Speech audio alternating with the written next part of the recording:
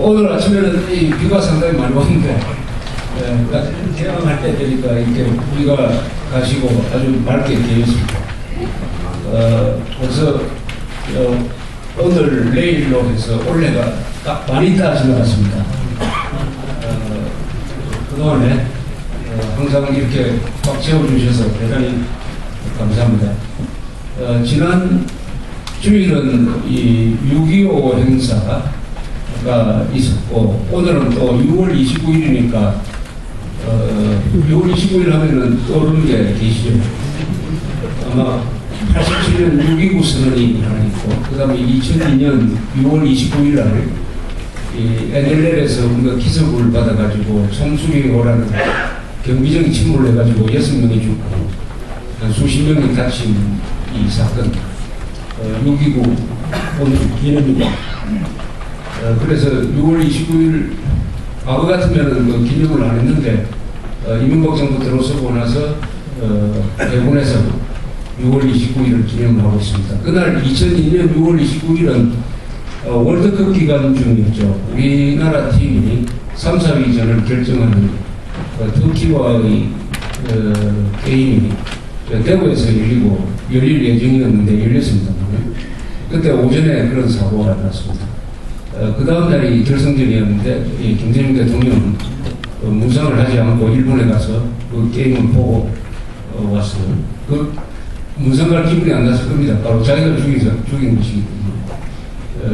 잘 알겠지만 어떤 경우에도 경고 사격까지 하지 못하게 했기 때문에 경고 방송을 하러 세상에 남침하고 딱 조준 자세로 호신을 내려가지고 다가오는 배에 함께 경고 방송을 하러 옆에 붙는 배가 어디 있습니까? 그게 자살행위입니다.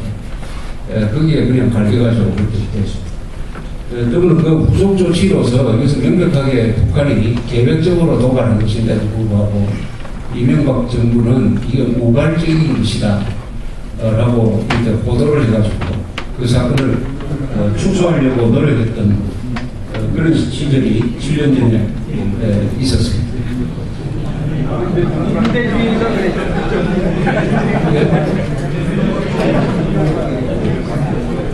뭐라고요?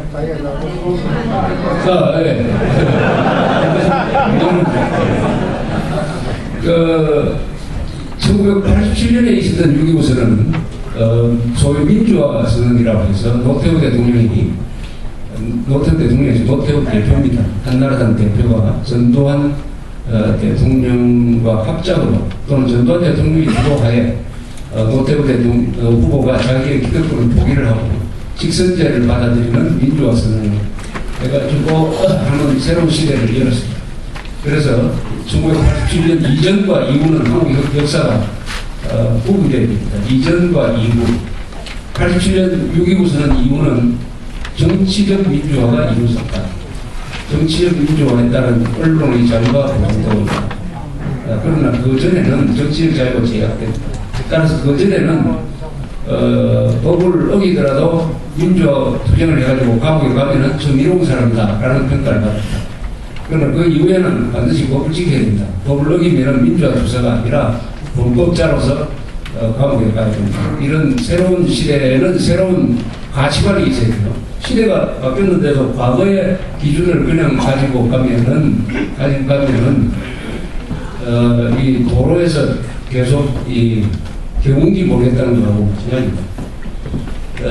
그런데 이 6.25 선언 22주년을 맞으면서 한국 민주주의가 과연 지금 상태로 좋으냐 하는 데 대한 많은 회의를 갖게 합니다.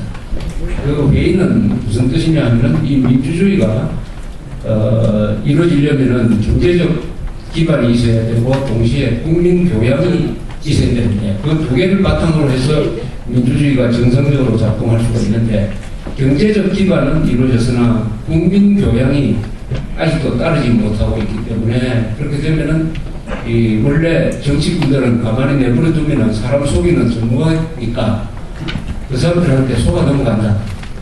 그래서 국민이 바보를 만든다. 그걸 우중정치라고 해요. 우중, 어리석을 우자에다가 대중할 때 중자 우중정치, 모보크라시라고 합니다. 모보크라시. 그렇게 하면 결국 민주주의 이름으로 민주주의를 파괴한다. 아테네에서 처음 직접 민주주의를 할 때 이런 사태가 많이 발생했습니다. 민주주의를 했더니 사기꾼들이 국민들을 속여서 완전히 나라를 들어먹더라. 바로 그 사태가 오늘날 한국에서 일어나고 있다.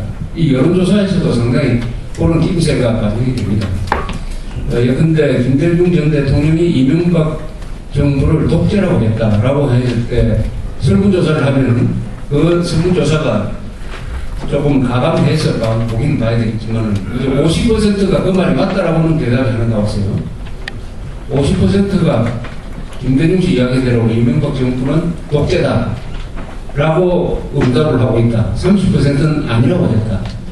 이런 여론조사가 나오고 그 50%가 실질적으로는 30%로 깎는다 하더라도 근데 30%나 되는 국민이 이명박 정부를 독재라고 생각을 하고 있다. 이것을 우리가 현실로 받아들인다면 아직 우리 국민들은 민주주의를 할 자질이 충분하지 않다 하는 결론에 이르게 됩니다. 미디어이라고 미디어법 처리 여기에 지금 KBS MBC가 굉장히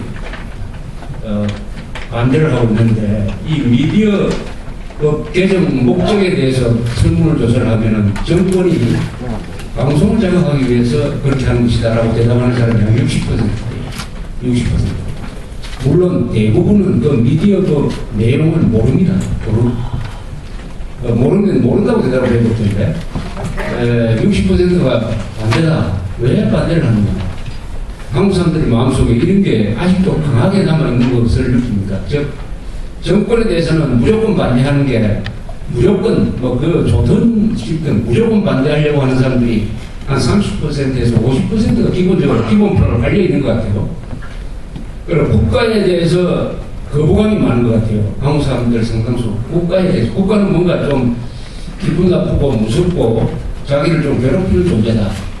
세금이나 받아가고 말이지 수시로 사람들 끌고 가서 군대에 집어넣고 하는 이런 뭔가 무시무시하고 친근하지 못하는 존재다. 이렇게 느끼는 것 같습니다. 그래서 국가에 또는 법에 국가에 반대하는 사람은 반드시 법에 반대하죠.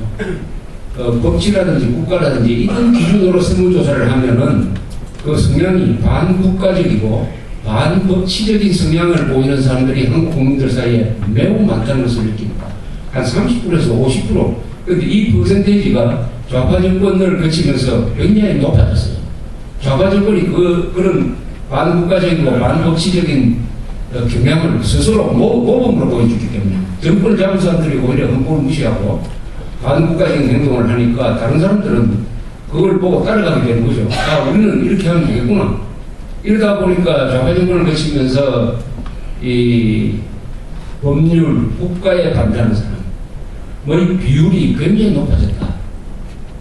이게 큰 문제로 지금 남아있습니다. 이게 줄어가지고 국가나 법이나 이런 데 반대하는 사람의 비율이 한 10% 이하로 떨어져야 이게 민주주의가 기능할 수가 있는데 이 공동체의 근본에 대해서 예의를 가지고 있고 확신을 갖지 못하고 막연한 반감을 갖고 있다. 막연한 반감을 갖고 있다 하는 것이 여론조사에 보면은 확연히 나타나는 것입니다. 즉, 이번 여론조사를 보니까 국회에 등원하지 않는 것, 국회의원들이 국회에 나가지 않는 데 대해서는 반대하는 여론이 70%나 되는데 미디어법 개정에 대해서는 정권의 방송사가 음모라고 생각하는 사람이 또 50%나 60%나 된다. 이게 양쪽이 다 안 맞아요. 뭔가 한쪽은 굉장히 성숙한 것 같은데 또 한쪽은 어린애처럼 이렇게 되어 있습니다. 그러니까 고르지 못해요. 한국 사람들이 생각이 고르지 못합니다. 이 교양 있는 사람들의 특징이 원만하죠. 성격이 원만합니다. 둥글둥글합니다.